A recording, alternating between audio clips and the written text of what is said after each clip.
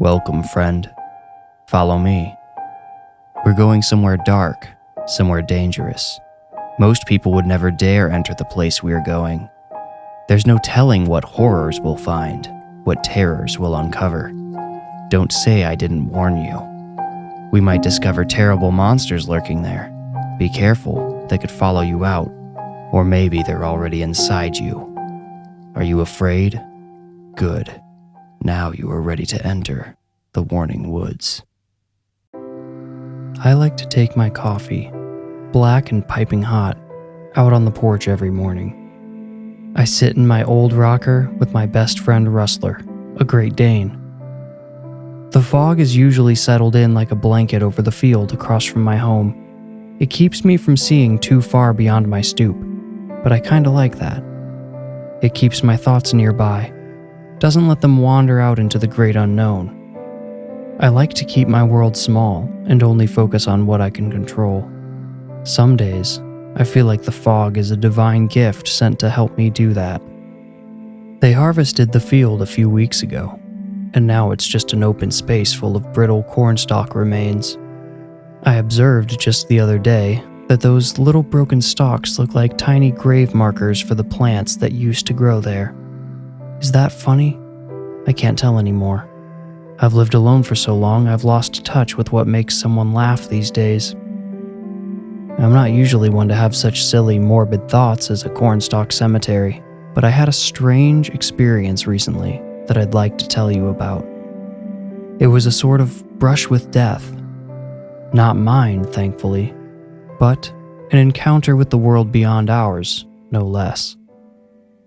It started with the scene I've already described. Me, steaming mug in hand, out in my rocker, Russell at my feet, staring into the foggy field. It was a particularly humid morning, so the fog had some extra weight to it. It hung real low over the field. I couldn't even see the tops of the dead stalks. I had just taken a long sip of coffee, and when I lowered my mug, I saw Russell had jumped up to his feet and was pointed stiffly at the field. I had to squint to see why. He had detected a man out there. The fog disguised his features, so all I could make out was a dark silhouette. He was moving, but he was so far away and so engulfed in fog, I couldn't tell which way he was walking. "Is he all right, boy?" I asked Russell. He tilted his head back slightly to tell me he heard me, but remained dead focused on the man in the mist. I couldn't imagine any reason someone might be out in the field, especially so early in the morning. I was curious to know what he was doing way out there, so I stayed and watched, even after I finished my coffee. After maybe 10 minutes or so, I could finally tell which way the man was headed. He was walking straight toward me, but without any real purpose. He took slow, uneven steps and stopped every few feet. During those 10 minutes, I don't think he traveled more than 50 yards. The fog began to lift as the sun gained position above. I was glad. The man in the field seemed lost. I hoped he would see my house and maybe be able to orient himself. You know, some folks would probably be nervous about a stranger wandering alone through a foggy field, but not me. I'm willing to give people a chance before I judge them by their circumstances. Lord knows I've been given some chances in life I wouldn't have made it this far without. I thought, whatever trouble has led this man to his current situation, we would get it sorted out one way or another. But when the fog lifted, the man vanished. He slowly evaporated until there was nothing left but the empty field.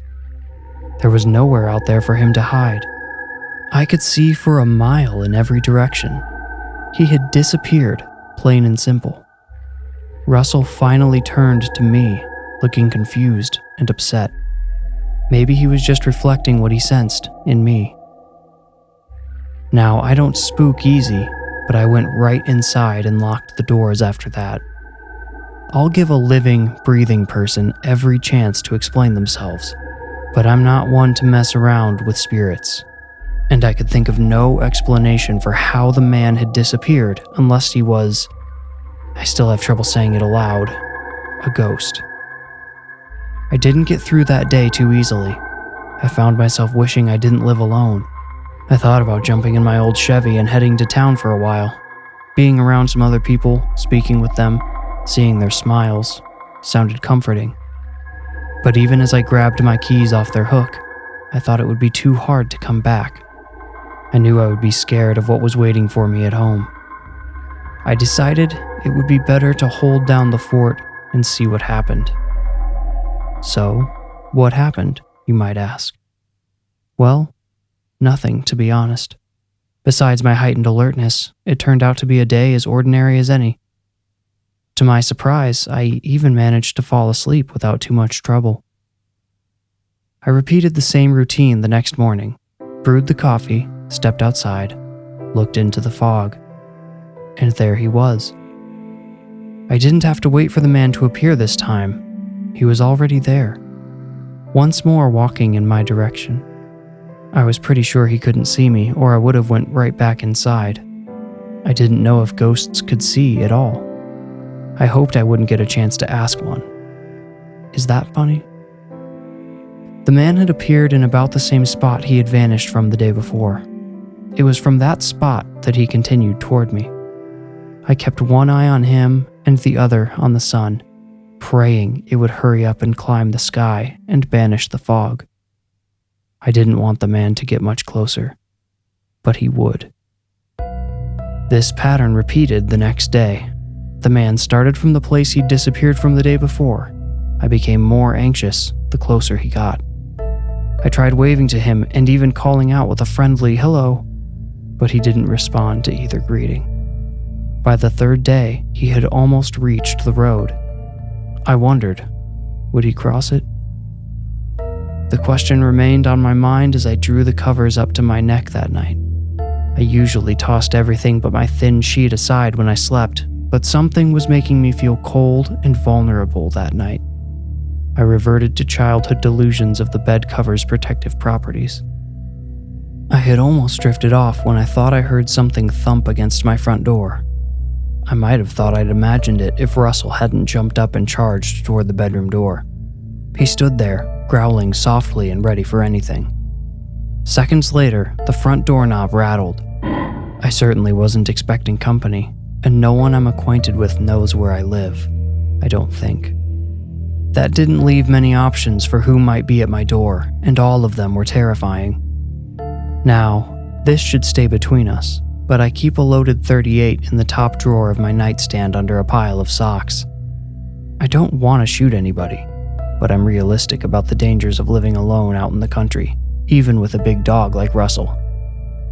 I grabbed the gun and joined Russell by the bedroom door. Together, we listened. The doorknob continued to rattle sporadically. Whoever was out there wasn't bothering to knock. They must have known I wouldn't let them in by choice. A few minutes passed after the last rattle, and I thought the would-be intruder might have given up. I told Russell to stay close and opened the bedroom door. Russell's a great dog, but not necessarily a great listener. He charged through the house the moment that door left its frame. I heard his paws clicking frantically on the wood down the hall, through the kitchen, and into the entryway. I felt my way through the dark, following him to the front door. Unfortunately, it was too dark outside to see anything through the peephole. To know if I was safe, I had to turn on the porch light. "You'll keep me safe, boy?" I asked Russell. He almost seemed to nod and looked at me with those deep canine eyes that always seemed to say, "I'll die for you if I have to." I suddenly wondered how far humanity would have made it without dogs. I certainly felt like I wouldn't have made it through the night without mine. I flipped on the porch light and shoved my grizzled face against the door. The peephole revealed an empty porch. No one stood within reach of the light outside.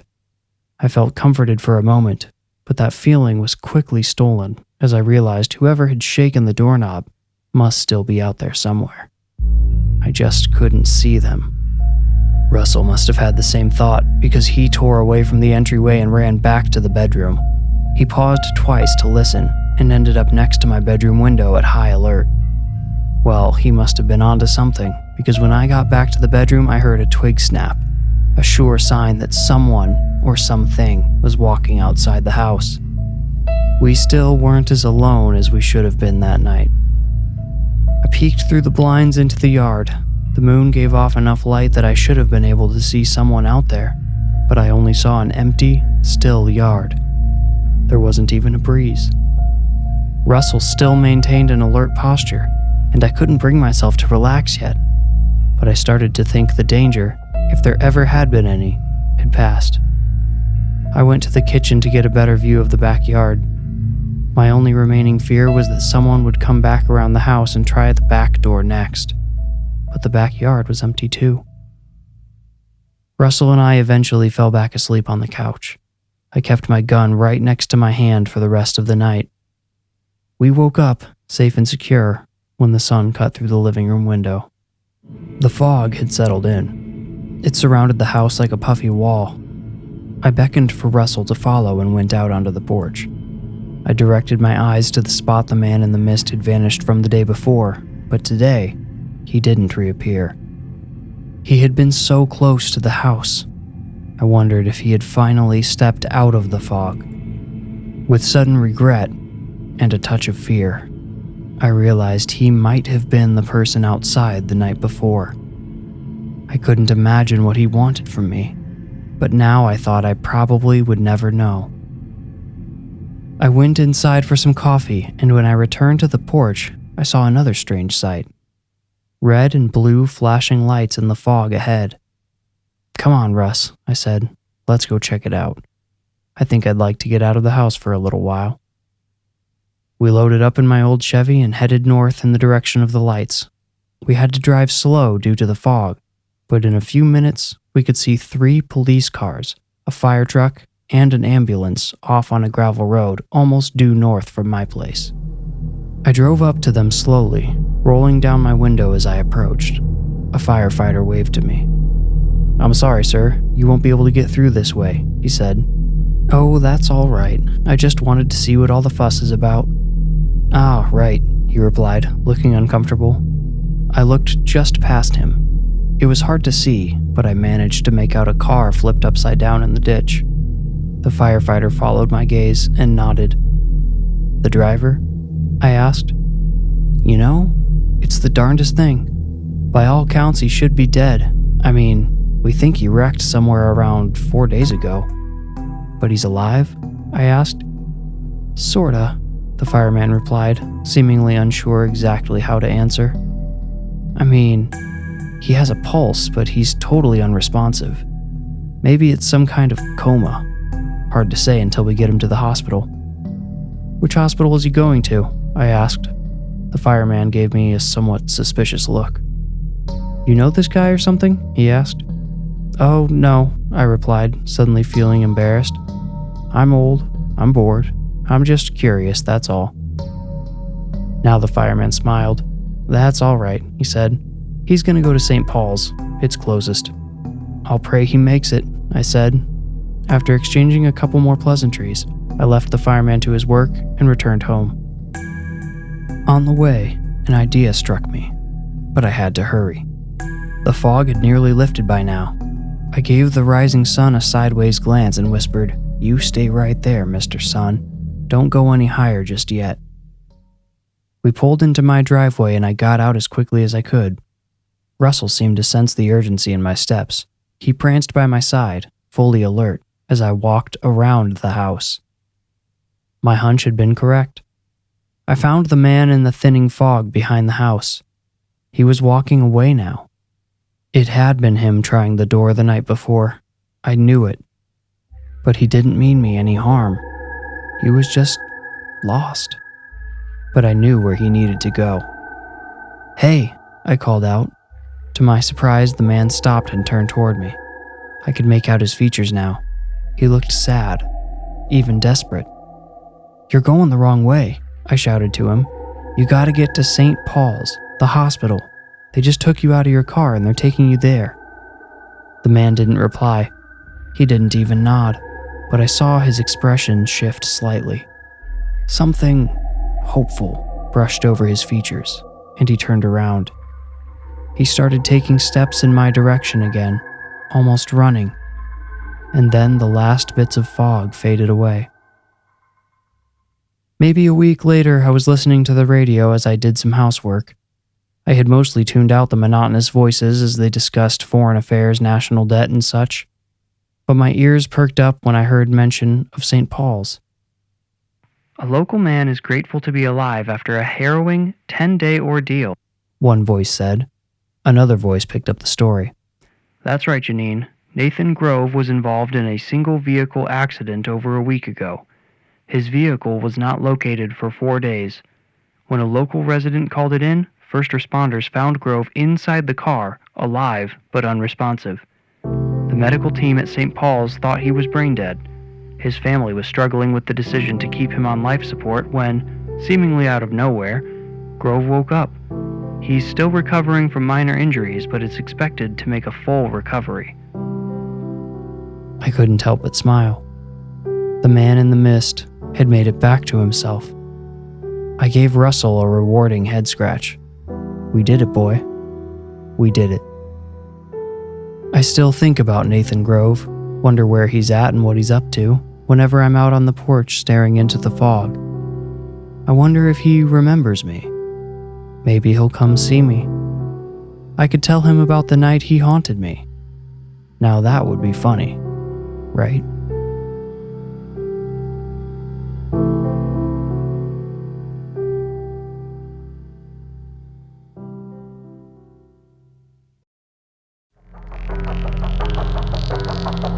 You made it out. Congratulations. If you enjoyed the story, please rate and review this podcast wherever you like to listen. Reviews are the best way to support the podcast and help it grow. You can also become a patron at patreon.com/thewarningwoods. If you want more creepy content, including the images that accompany each story, follow me on Instagram at thewarningwoods. If you feel ready, meet me here next week for another journey into the Warning Woods. Thank you for listening.